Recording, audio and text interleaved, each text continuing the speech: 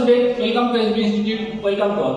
আজকে আমি শুভেন্দু অধিকারী তোমাদের সাথে রয়েছি পলিটির আরো একটি খুব গুরুত্বপূর্ণ টপিক নিয়ে। আজকের টপিকটি হচ্ছে যে সিটিজেনশিপ অর্থাৎ নাগরিকত্ব। কারণ আগে যে আমরা আর কি প্রথম ক্লাসে আর কি পলিটির যে নতুন সেশনটা শুরু করা হয়েছে, যে টোটালটা কনসেপ্টের উপরে, যে প্রথম অধ্যায় নিয়ে আলোচনা করেছিলাম পার্ট 1 নিয়ে, ঠিক আছে, ইউনিয়ন এবং তার ভূখণ্ডে।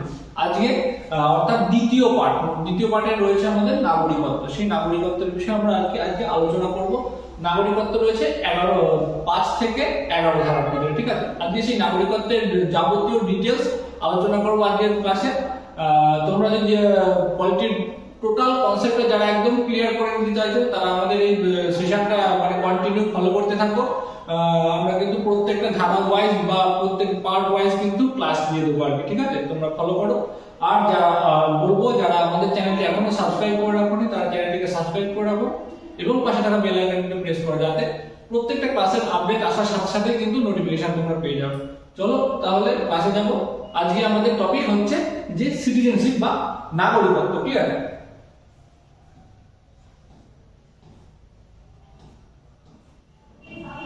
দেখো, ভারতের নাগরিকত্ব। ক্লিয়ার?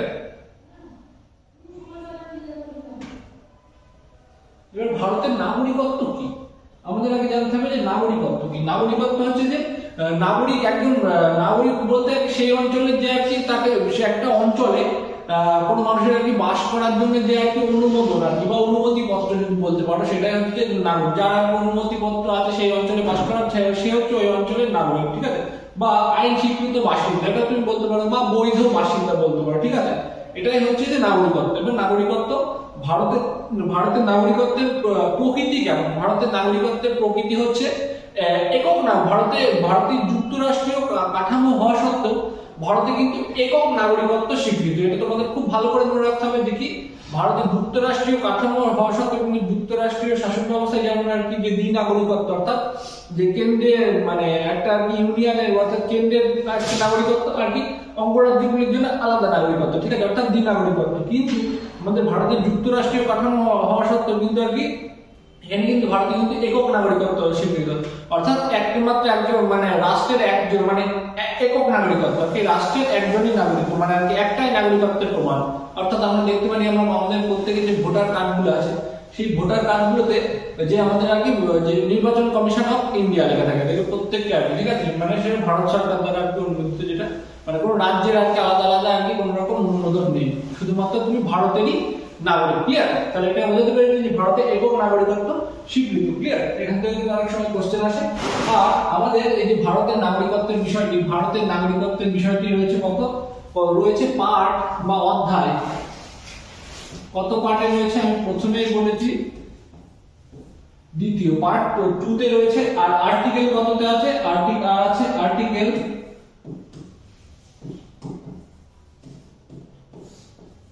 5 থেকে 11। ক্লিয়ার? তাহলে এটা আমরা কি পেলাম? একটা বেসিক, যে কোথায় আছে আমাদের। তাহলে নাগরিকত্বের বিষয়ে জানতে হলে আমাদের কোথায় চলে যেতে হবে? ভারতের সংবিধানের পার্ট 2 তে চলে যেতে হবে। আর যদি আমাদের আরো ডিটেইলসে জানতে হয়, তাহলে কিন্তু প্রত্যেক ধারা সম্পর্কিত অর্থাৎ 5 থেকে 11 ধারাটা আমাদের খুব বিশদে জেনে নিতে হবে। চলো তাহলে সেই বিষয়গুলো কিন্তু বিশদে জানবো আজকে আমরা এই ক্লাসের মাধ্যমে। চলো তাহলে তাহলে প্রথমে আমরা কি পেলাম? যে পার্ট 2 তে ভারতীয় নাগরিকত্ব রয়েছে। আর সংবিধানের দ্বিতীয় অধ্যায় আর কি রয়েছে? যে 5 থেকে 11 ধারায় রয়েছে যাবতীয় ডিটেইলস রয়েছে আর কি ভারতে একক নাগরিকত্ব স্বীকৃত। ক্লিয়ার? এইবারটা যাবো আমরা ডিটেইলসে আস্তে আস্তে। চলো দেখো কি বলছে, যে খুব ভালো করে ফলো করো, যে 26 জানুয়ারি, ঠিক আছে, 26 জানুয়ারি 1950 বলবৎ কিন্তু সংবিধান অনুযায়ী নাগরিকত্ব। তাহলে কি বলবৎ কিন্তু সংবিধান অনুযায়ী কিন্তু 4 প্রকার নাগরিকত্বের স্বীকৃতির কথা কিন্তু বলা হয়েছে। যে আর কি 26 জানুয়ারি 1950 যে আমাদের সংবিধান বলবৎ হয়, তোমরা প্রত্যেকেই জানো, সেই তাতে বলা হয়েছে কি 4 প্রকার নাগরিকত্বের বিষয়ে।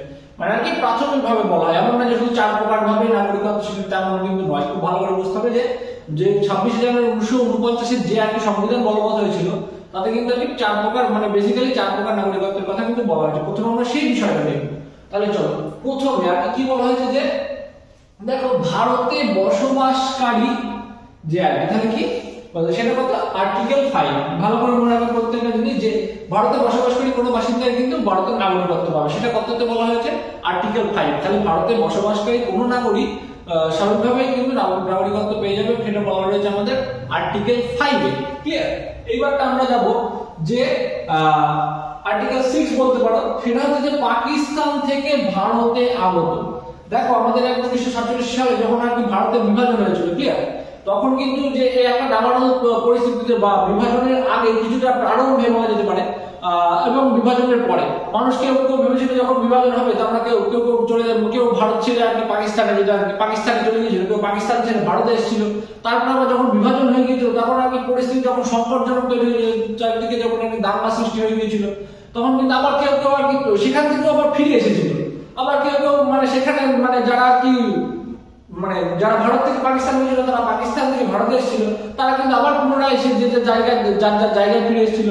ঠিক আছে, এরকম একটা পরিস্থিতি সৃষ্টি হয়েছে। সেই এইরকম পরিস্থিতি কিন্তু নাগরিকত্বকে আর কি সিলেক্ট করা কিন্তু একটা ভারতীয় সংবিধানের প্রণেতাদের কিন্তু একটা বিরাট একটা চ্যালেঞ্জের মুখে পড়তে হয়েছিল। কিন্তু ব্যাপার হচ্ছে তারা কিন্তু খুবই বুদ্ধিদীপ্ত মানে আর কি মানসিকতায় কিন্তু এই প্রবলেমগুলোকে সলভ করে রেখেছে। ভারতীয় সংবিধানে খুব সুন্দরভাবে এই বিষয়গুলো আছে, সেগুলোই কিন্তু আমরা আজকে জানবো। ঠিক আছে, তাহলে চলো এবারটা হচ্ছে যে বলছে পাকিস্তান থেকে ভারতে আগত, অর্থাৎ যারা পাকিস্তান থেকে ভারতে এসেছিল তারা কিন্তু ভারতের নাগরিকত্ব পাবে কত 6 ধারায় আর্টিকেল 6 অনুযায়ী। ক্লিয়ার?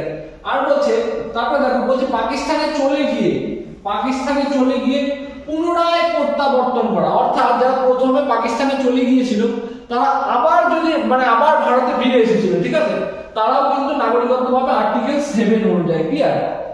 তাহলে বিষয়টা কি হয়েছে যে আর কি যে গৃহত্যাগ মানে আর কি সেই যে আর কি মানে রাগ করে বাড়ি থেকে গিয়েছে আবার ফিরে এসেছে, এরকম আর কি যে কেউ আর কি সন্ন্যাস নিয়ে পুরো আর কি গৃহত্যাগী হয়ে যায়, এরকম একটা ব্যাপার। ঠিক আছে, তাহলে তার নাগরিকত্ব ভারতীয় স্বীকৃত আর কি পাকিস্তানে চলে গিয়ে পুনরায় আর কি প্রত্যাবর্তন। ঠিক আছে, এবার বলছে তারপর দেখো ভারতীয় বংশোদ্ভূত কোন ভারতের বংশোদ্ভূত কিন্তু ভারতের বাইরে বাস করছে, ভালো করে বুঝতে হবে, ভারতীয় বংশোদ্ভূত কিন্তু যে বাইরে বা ভারতের বাইরে বাস করছে সে কিন্তু ভারতীয় নাগরিকত্ব পাবে, সেটা আর্টিকেল 8 অনুযায়ী। ক্লিয়ার? এইবার দেখো আর কি বলছে, অন্য দেশের নাগরিকত্ব নিলে ভারতের নাগরিকত্ব কিন্তু খারিজ হয়ে যাবে। ঠিক আছে, যদি অন্য দেশের নাগরিকত্ব নেই সে তাহলে কিন্তু তার স্বাভাবিকভাবে ভারতের নাগরিকত্ব কিন্তু কি হয়ে যাবে, খারিজ হয়ে যাবে। সেটা আমাদের কত ধারাতে বলা হয়, সেটা আমাদের আর্টিকেল 9। ক্লিয়ার? তারপরে দেখো আমরা আসছি সংবিধান স্বীকৃত নাগরিকেরা সর্বদাই ভারতের নাগরিক থাকবেন। ক্লিয়ার? সেটা হচ্ছে আর্টিকেল 10, অর্থাৎ যে আর কি যারা ভারতীয় সংবিধান প্রণয়নের আগে থেকে তো ভারতের কিছু মানুষ আর কি ভারতে বাস মানে যারা আর কি ভারতের বাসিন্দা ছিলেন, যারা বাস করছিলেন, তখন তো এরকম নাগরিকত্বের প্রমাণ বা ইত্যাদি ইত্যাদি সব বিষয় ছিল না। তাহলে বলা হচ্ছে যে সংবিধান স্বীকৃত নাগরিকরা সর্বদাই ভারতের নাগরিক থাকবে। তাহলে আমি মানে যখন আমি সংবিধান প্রণয়ন হয়ে গেল তাহলে কিন্তু তারা কি সংবিধানের স্বীকৃত নাগরিক হয়ে গেল। তারপরে এরপরে ভারতীয় নাগরিকত্ব নিয়ে যে কোনো আইনই প্রণয়ন হোক না কেন, তারা কিন্তু মানে ওই সংবিধান স্বীকৃত হওয়ার আর কি আগে থেকে যারা আর কি ভারতে বসবাস করেছেন তারা কিন্তু যে কোনো মূল্যেই ভারতের নাগরিকত্ব মানে থাকবেন, এটাই বলা রয়েছে আর্টিকেল 10। আর আর্টিকেল এবার আর্টিকেল 11টা কি বলা হয়েছে, নাগরিকত্বের বিষয়ে যাবতীয় আইন প্রণয়নের ক্ষমতা কিন্তু পার্লামেন্টকে দেওয়া হয়, সেটা হচ্ছে আর্টিকেল 11। তাহলে আমরা খুব ভালো করে এটা মনে রাখতে হবে যে নাগরিকত্বের বিষয়ে যাবতীয় আইন প্রণয়নের ক্ষমতা কার হাতে, সেটা হচ্ছে পার্লামেন্ট বা সংসদ বা লোকসভার হাতে, এটা বলতে পারো। ঠিক আছে, বা কেন্দ্রীয় আইনসভার হাতে কিন্তু ন্যস্ত রয়েছে। এটা কিন্তু খুব ভালো, এখান থেকে কিন্তু একবার কোশ্চেন আসে। তাহলে আমরা একবার সহজে দেখে নেবো, একবার মনে করে নিই কি কি। আর্টিকেল 5 হচ্ছে ভারতে বসবাসকারীদের নাগরিকত্ব। আর্টিকেল 6 কি বলছে, পাকিস্তান থেকে ভারতে আগত যারা তারা। আর কি আর্টিকেল 7 কি বলছে, যারা আর কি পাকিস্তানে চলে গিয়ে পুনরায় ভারতে প্রত্যাবর্তন করেছে তারা।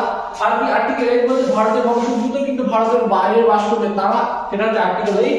আর্টিকেল 9 কি বলছে, অন্য দেশের নাগরিকত্ব নিয়ে ভারতের নাগরিকত্ব খারিজ হয়ে যাবে। আর কি আর্টিকেল 10 কি বলছে, যে সংবিধান স্বীকৃত নাগরিকরা সর্বদাই কিন্তু সংবিধানের মানে আর কি ভারতের নাগরিক থাকবে। আর আর্টিকেল 11 কি বলছে, ভারতীয় সংবিধান মানে নাগরিকত্ব সম্পর্কে যাবতীয় বিষয় যেটা আর কি সেই বিষয়ে কোনো আইন প্রণয়নের বিষয় হোক, কোনো সংশোধনের বিষয়, সেটা কিন্তু সেই বিষয়ের ক্ষমতা একমাত্র দেওয়া হয়েছে পার্লামেন্টের হাতে। ক্লিয়ার? বা কেন্দ্রীয় আইনসভাকে। তাহলে একটু আমরা বুঝতে পারলাম। এইবারটা আমরা নেক্সট যাবো আর কি। দেখো এই যে আমরা এতক্ষণ যেটা পড়লাম সেটা হচ্ছে যে খুব ভালো করে এটা মনে রাখতে হবে, 1950 সালে বলবৎকৃত যে সংবিধান যে বলবৎ হয়েছিল সেই সংবিধান অনুসারে কিন্তু যে নাগরিকত্বের বিষয়টি প্রাথমিকভাবে বলা হয়েছিল সেইটি।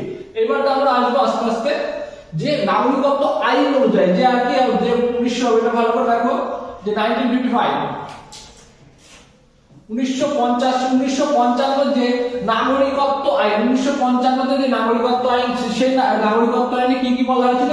5টি বিষয়ের কথা বলা হয়েছে। তাহলে আমাদের যদি কোশ্চেন আসে যে বলবৎ 1950 যে বলবৎকৃত সংবিধান অনুযায়ী কয় প্রকার নাগরিকত্বের কথা বলে, তাহলে কিন্তু 4 প্রকার। জেনারেলি এরকম জায়গা থেকে কোশ্চেন আসে না, আর কি কোশ্চেন আসে কিন্তু এই যে 1950 সালের নাগরিকত্ব আইনে কয় প্রকার নাগরিকত্ব স্বীকৃত, সেটা কিন্তু 5 প্রকার। ঠিক আছে, সেই বিষয়টা কিন্তু তোমাদের মনে রাখতে হবে। এইবারটা দেখো যে তাহলে প্রথম কি আছে, আমরা দেখো জন্মসূত্রে নাগরিকত্ব। ক্লিয়ার?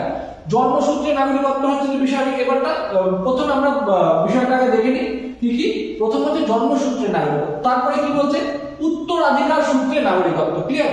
আর কি তারপরে বলছে পঞ্জীকরণ দ্বারা, অর্থাৎ পঞ্জীকরণ বা রেজিস্ট্রেশন দ্বারা, আর কি স্বাভাবিক প্রক্রিয়া দ্বারা নাগরিকত্ব, মানে যারা স্বাভাবিক প্রক্রিয়ায় নাগরিক আর কি ভারতীয়, আর কি ভূখণ্ডের অধিগ্রহণ দ্বারা। তাহলে আমরা এই 5টা বিষয় কি কি একটু মনে রাখবো খুব ভালোভাবে।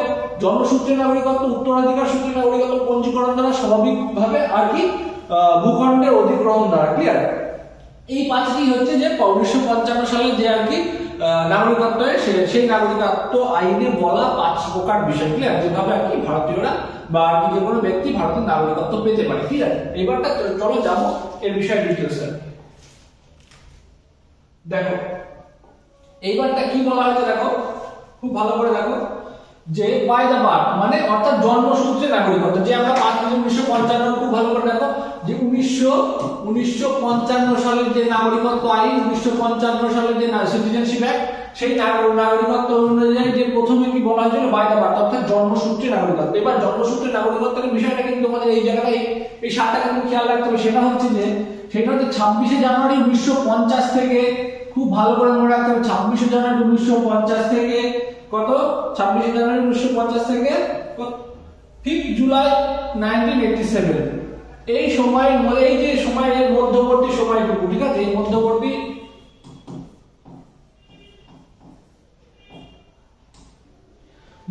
সময়ে জন্মানো কোনো শিশু আর কি ভারতীয় নাগরিকত্ব পেয়ে যাবে। কি বললাম, বোঝা গেল? তাহলে কোন সময় থেকে কোন সময়, খুব ভালো করে 26শে জানুয়ারি 1950 থেকে কত 1 জুলাই 1987, এর মধ্যে জন্মানো কোনো শিশু ভারতীয় নাগরিকত্ব পেয়ে যাবে।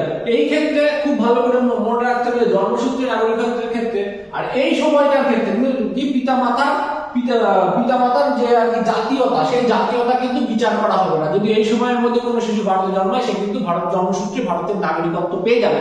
এই ক্ষেত্রে পিতামাতার আর কি যে জাতীয়তা, আর কি সেই ন্যাশনালিটি কিন্তু বিচার করা হবে না। আর কি এই সময়ের বাইরে যদি কোনো শিশু ভারতে জন্মায় এবং তাহলে যদি সেই সময়ের বাইরে যদি কোনো শিশু ভারতে জন্মায়, তাহলে কি হবে, তাদের পিতামাতার যে কোনো একজন যদি আর কি ভারতের নাগরিক থেকে থাকে, তাহলে কিন্তু সেই শিশু আর কি জন্মসূত্রে ভারতীয় নাগরিকত্ব পেয়ে যাবে। তাহলে কি কি বললাম খুব ভালো করে আরেকবার শোনো, যে এই যে সালটা, যে 26শে জানুয়ারি 1950 থেকে কত 1 জুলাই 1987, এর মধ্যবর্তী সময়ে জন্মানো প্রত্যেক শিশু ভারতের নাগরিক হবে।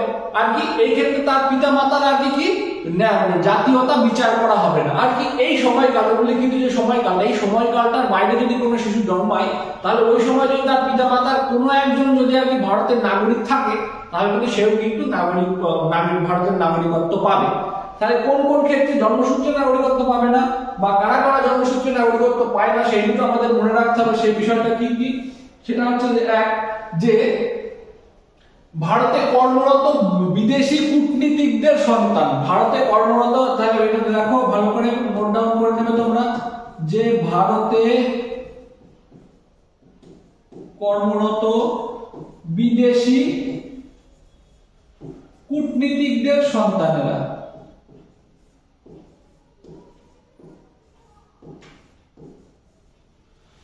কর্মরত কূটনীতিকদের সন্তানরা, তাহলে তারা কি ভারতের নাগরিকত্ব পাবে না। আর কি আর কারা পাবে না, আর যে শত্রু ভাবাপন্ন বিদেশিরা, শত্রু ভাবাপন্ন বিদেশিরা,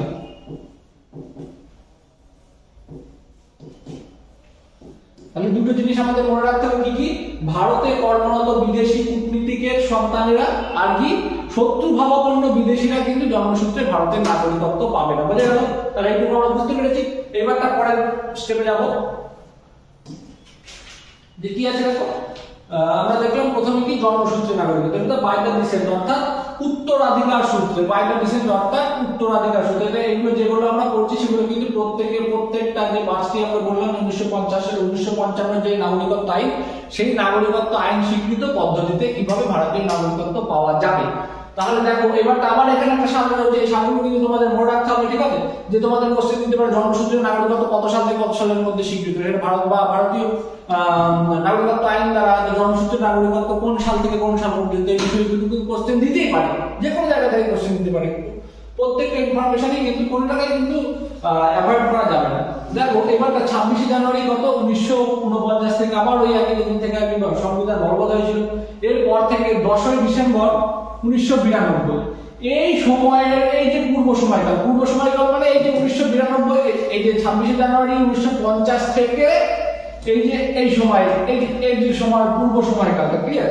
এই সময়কালের পূর্বে জন্মানো যে কোনো আর কি বা এই পূর্ব সময়কালে ভারতের বাইরে জন্মানো কোন শিশু বা ব্যক্তি বলা যেতে পারে যে ভারতের নাগরিকত্ব পাবে তখনই যদি অন দ্যাট টাইম যে ওই শিশু মানে শিশুর পিতার যদি ভারতের নাগরিকত্ব থেকে থাকে, তাহলে কিন্তু সে কিন্তু কি জন্মসূত্রে না, এটা হচ্ছে যে হ্যাঁ এটা উত্তরাধিকার সূত্রে কিন্তু ভারতের নাগরিকত্ব পেয়ে যাবে। যদি যেহেতু এটা পিতৃতান্ত্রিক সমাজ, সেক্ষেত্রে কিন্তু পিতার নাগরিকত্বটাই প্রথম প্রাথমিকভাবে এটাই বলা হয়েছিল।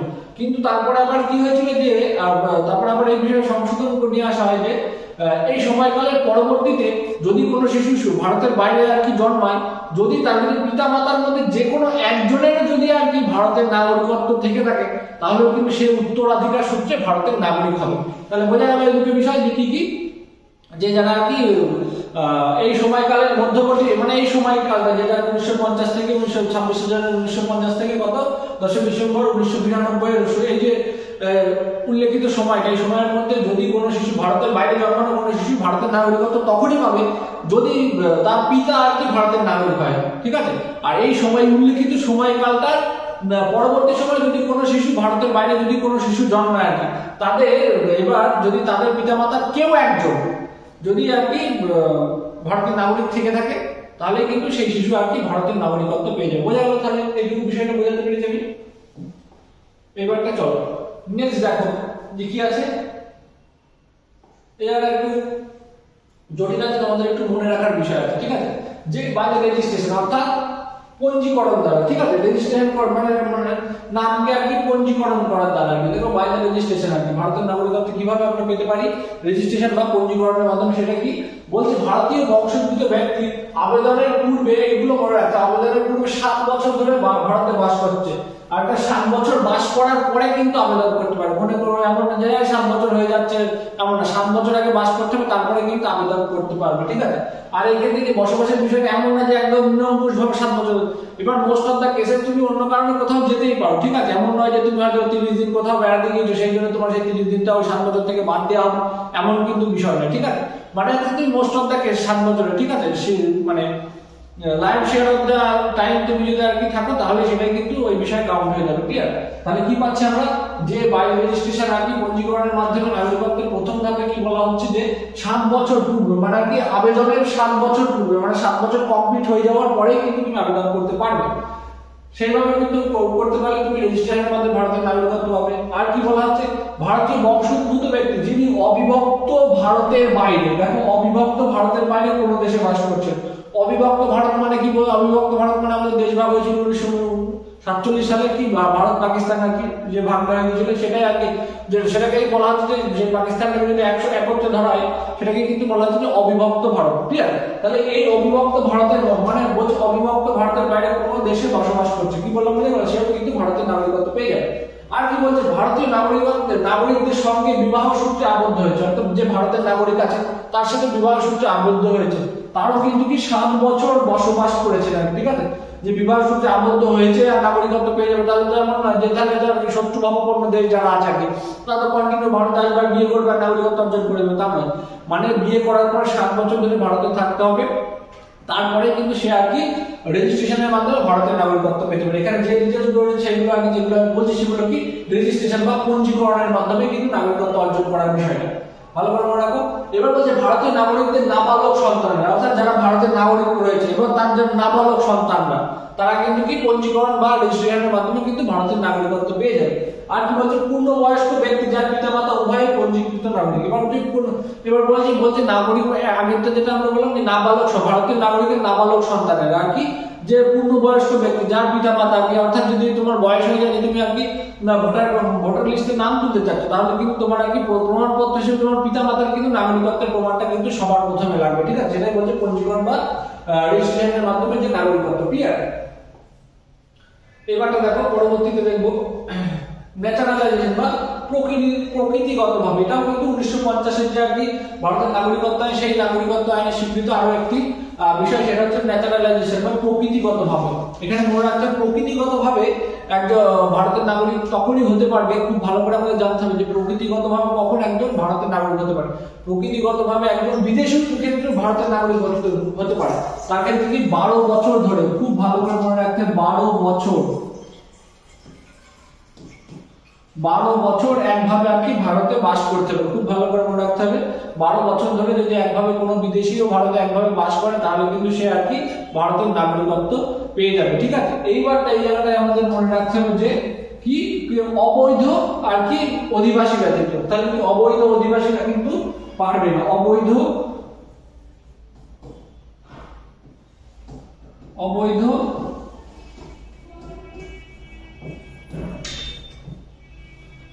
অধিবাসী ব্যতীত তারা কিন্তু পারবে না। তাহলে অবৈধ অধিবাসীরা কিভাবে নাগরিকত্ব ন্যাচারালাইজেশন বা 12 বছর ধরে যদি সে যদি অবৈধভাবে কেউ ভারতে বাস করছে, ঠিক আছে, তারা হয়তো প্রমাণপত্র সে কোন দেশ থেকে এসেছে না এসেছে, সে আর কি বাস্তব বা রিফিউজির মতো বাস করছে, তারা কিন্তু ভারতের ন্যাচারালাইজেশন বা প্রকৃতিগতভাবে নাগরিকত্ব পাবে না, ঠিক আছে? যে 12 বছর হোক বা 50 বছর বাস করুক সেরকম কোনো ব্যাপার না। তাহলে কিন্তু কারণ সে 12 বছর ধরে বাস করতে তার কিন্তু খুব লাগবে, সে যে আর কি 12 বছর ধরে ভারতে বাস করছে, বুঝে গেল? তাহলে কারা আর কি অবৈধভাবে, কারা আর কি ন্যাচারালাইজেশনের কোশ্চেন আসতেই পারে যে কারা আর কি প্রকৃতিগতভাবে ভারতের নাগরিকত্ব অর্জন করতে পারে না, তারা হচ্ছে যে অবৈধ অধিবাসী। কি বললাম, বোঝা গেল? অবৈধ অধিবাসীরা কিন্তু প্রকৃতিগতভাবে ভারতের নাগরিকত্ব অর্জন করতে পারে না। চলো নেক্সট কি আছে দেখবো। নেক্সট বলছে by incorporation, by incorporation of the territory, অর্থাৎ যে ভূখণ্ড অধিগ্রহণ দ্বারা। এই কথাটির অর্থ হচ্ছে যে ভূখণ্ড অধিগ্রহণ দ্বারা, ভূখণ্ড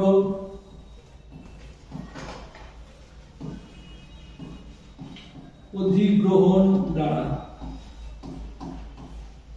ভূখণ্ড অধিগ্রহণ দ্বারা কিন্তু ভারতের নাগরিকত্ব স্বীকৃত হতে পারে। এইবারটা সেই নাগরিকত্ব স্বীকৃত হওয়ার ব্যাপারটাকে বলছে by the incorporation of the territory, ঠিক আছে? এইবার এটা বলা যায় যে কোনো মুহূর্তে কিন্তু ভারত সরকার দ্বারা বা আমাদের দেশ দ্বারা কোনো ভারতের ভূখণ্ডের বাইরে কোনো অংশকে অধিগ্রহণ করা যেতেই পারে, হতেই পারে যে কোনো মুহূর্তে। তাহলে যদি কোনো সময় এই অধিগ্রহণ করা অঞ্চলের যে বাসিন্দারা থাকবে সেই বাসিন্দাদের কারা কারা ভারতের নাগরিক হবে সেই বিষয়ে কিন্তু সমস্ত সেই বিষয়ে কারা নাগরিক হবে সেই বিষয়ে ডিসাইড করবে একমাত্র কি ভারত সরকার। এটা কিন্তু আমাদের সংবিধানে বলে দেওয়া হয়েছে।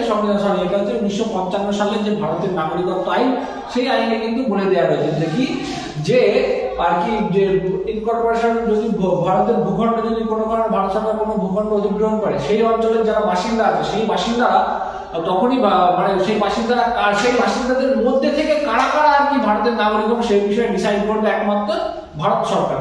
তাহলে বোঝাতে পারলাম যে ভারতের নাগরিকত্বের বিষয়টা যে 5টা বিষয় আর কি 1955 সালের ভারতের নাগরিকত্ব আইনে যে বিষয়টা রয়েছে সেই বিষয়টা আশা করি আমি তোমাদের বোঝাতে পেরেছি। আর তারপরে আমরা দেখবো যে নাগরিকত্ব বর্জনের বিষয়টাকে আমাদের কিন্তু দেখতে হবে। যে আমরা বললাম যে নাগরিকত্ব যেমন অর্জনের বিষয়টা রয়েছে তেমন বর্জনের বিষয়টা কিন্তু আমাদের জানতে হবে যে কি কি কারণে আমাদের নাগরিকত্ব বর্জন হতে পারে বা আমাদের নাগরিকত্ব খারিজ হয়ে যেতে পারে, ঠিক আছে? তাহলে দেখো আমরা যে সেই বিষয়টা জানবো। এটাও কিন্তু 1955 সালে ভারতের নাগরিকত্ব আইনে রয়েছে আর সেই বিষয়টি। 1955 সালের নাগরিকত্ব আইনে বর্ণিত 3টি কারণে কিন্তু ব্যক্তির নাগরিক 1955 সালে যে ভারতের নাগরিকত্ব আইন, সেই নাগরিকত্ব আইনে কতগুলি বিষয়ের কথা বলা হয়, সেটা হচ্ছে 3টি বিষয়। সেগুলি কি কি আমরা দেখতে পারবো। দেখো খুব ভালো করে মনোযোগ দিয়ে দেখো। বলছে বাই দ্য রেনুন্সিয়েশন, ঠিক আছে? রেনুন্সিয়েশন মানে ত্যাগ। অর্থাৎ যদি কেউ কোনো ব্যক্তি ভারতের নাগরিক যদি তার নাগরিকত্ব ত্যাগ করে অন্য কোনো দেশের নাগরিকত্ব অর্জন করতে পারে, ঠিক আছে, তাহলে কি এটা কি ত্যাগের মাধ্যমে নাগরিকত্ব তার কি নষ্ট হয়ে যাচ্ছে, ঠিক আছে।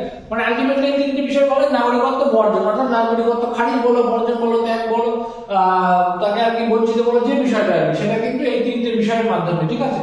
এক কথায় আমাদের বলা রয়েছে নাগরিকত্ব বর্জন, তাহলে রেনাউন্সিয়েশন মানে কি ত্যাগ বলতে পারো, ত্যাগের মাধ্যমে যদি কোনো ব্যক্তি আর কি ত্যাগ করে দেয় আর কি, ঠিক আছে, অর্থাৎ দিয়ে ভারতের অন্য দেশের নাগরিকত্ব নেয়, ঠিক আছে, তাহলে কিন্তু সেই নাগরিকত্ব বঞ্চিত হবে। আর কি বাই দ্য টার্মিনেশন, ঠিক আছে, অর্থাৎ যদি বাই দ্য টার্মিনেশন মানে যদি কোনো ব্যক্তি আর কি যে অন্য দেশের যে আর কি স্বেচ্ছায় অন্য দেশের নাগরিকত্ব অর্জন করেছে, ভালো করে বুঝতে হবে, ঠিক আছে। যদি কোনো ব্যক্তি স্বেচ্ছায় অন্য দেশের নাগরিকত্ব অর্জন করে তাহলে কিন্তু তার ভারতের নাগরিকত্ব বর্জিত হয়ে যাবে স্বাভাবিকভাবে, এটা ভালো করে মনে রাখতে হবে। এক নম্বরে বলা হচ্ছে যদি কোনো ব্যক্তি আর কি ত্যাগ করে অন্য দেশের নাগরিকত্ব নেয়, আর একটা কি যদি কেউ অন্য দেশের নাগরিকত্ব নেয় তাহলে কিন্তু অটোমেটিক্যালি বা স্বাভাবিকভাবেই কিন্তু ভারতের নাগরিকত্ব বর্জিত হয়ে যাবে, ঠিক আছে, বাই দ্য টার্মিনেশন, ক্লিয়ার। আর অপশন 3 তে কি বলছে যে বাই দ্য ডিপ্রাইভেশন, ঠিক আছে। ডিপ্রাইভেশন মানে কি, এখানে ডিপ্রাইভেশন মানে হচ্ছে যে বঞ্চিতকরণ বলতে পারো। বঞ্চিতকরণ কখন, যদি কোনো নাগরিক, ঠিক আছে, যদি কোনো নাগরিক ভারতের রাষ্ট্রের বিরুদ্ধাচরণ করে বা রাষ্ট্রদ্রোহী কাজ করে, দেশদ্রোহিতার সাথে যুক্ত হয়, এরকম ব্যক্তিদের কিন্তু ভারত যদি সরকার মনে করে তাহলে কিন্তু তাদের নাগরিকত্ব বর্জন করে দিতে পারে। তাহলে কি বললাম, যদি দেশদ্রোহিতার সাথে যুক্ত করে বা কোনো রকম মানে দেশের বিরোধিতা করে, ঠিক আছে, বা এমন তুমি সৃষ্টি করলে বা মানে দেশদ্রোহিতা প্ররোচনামূলক কাজকর্মের সাথে লিপ্ত হলে বা প্ররোচনামূলক তুমি কথাবার্তা বলছো যার জন্য আর কি মানুষের মানে রাষ্ট্রদ্রোহিতার সৃষ্টি হচ্ছে, সেরকম বিষয়গুলো যদি এইসব ক্ষেত্রে রাষ্ট্র মনে করে তাহলে কিন্তু রাষ্ট্র কিন্তু কোনো ব্যক্তির নাগরিকত্ব খারিজ করে দিতে পারে, সেটাতে বাই দ্য ডিপ্রাইভেশন। তাহলে আমি তিনটে বিষয় বোঝাতে পেরেছি আমাদেরকে, আশা করছি ক্লিয়ার। এই ছিল আজকের যে নাগরিকত্বের যাবতীয় বিষয় কনসেপ্টটা।